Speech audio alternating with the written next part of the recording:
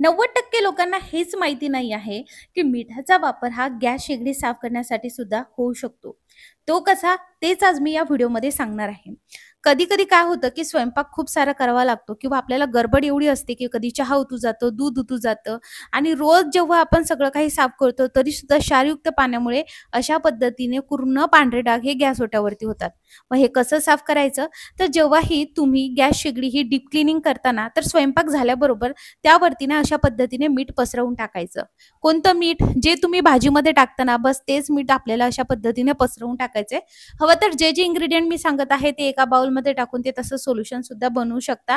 जे तुम्हाला सोपं वाटेल त्या पद्धतीने तुम्ही इकडे हे करू शकता. खूप ईझी आहे. फक्त 2 ते 3 इन्ग्रीडियंट्स आपल्याला लागणार आहे आणि साफ करल्यानंतर रिझल्ट एकदम माइंड ब्लोइंग येणार आहे. तर आता यामध्ये टाकायचं इनोचं एक पूर्ण सॅचे. आता तुमच्याकडे जर इनो नसेल तर इकडे बेकिंग सोडा आणि बेकिंग पावडर तुम्ही टाका. 2 चमचे बेकिंग सोडा टाका आणि 1 चमचा बेकिंग पावडर टाका. या पद्धतीने तुम्हाला करायचं आहे.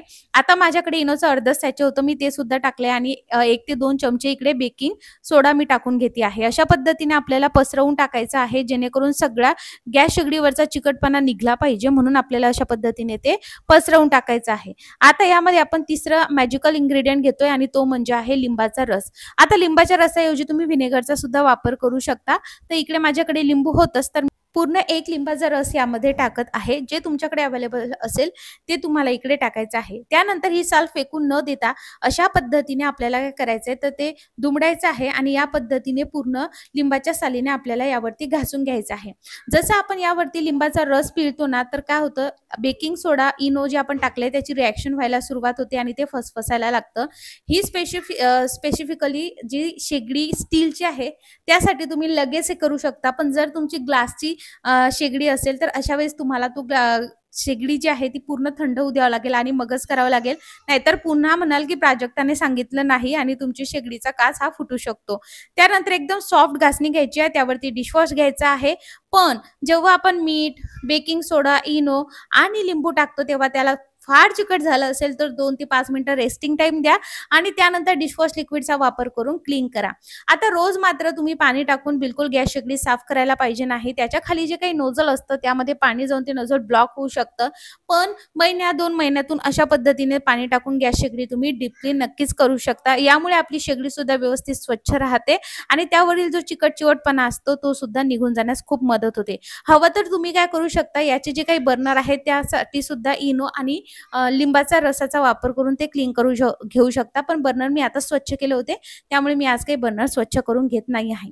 हा व्हिडिओ तुम्ही कोणत्या गावातून किंवा शहरातून बघत आहात मला कमेंट करून नक्की सांगा. आणि हो, हा व्हिडिओ आवडल्यास तुमच्या मित्रपरिवारासोबत शेअर करता क्षणी सबस्क्राईब करायचं बिलकुल विसरू नका. आणि हा व्हिडिओ जर तुम्ही फेसबुकवर बघत असणार तर लाईक फॉलो नक्की करा.